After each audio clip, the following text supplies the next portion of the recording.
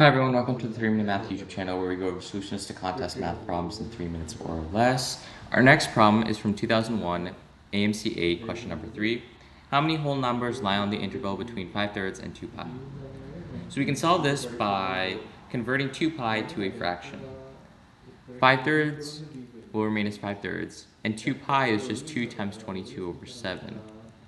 So our expression now becomes 5/3 and 44 over 7. So if we want to find the whole numbers that lie in between these, we can find the nearest whole number greater than 5/3, which is 2,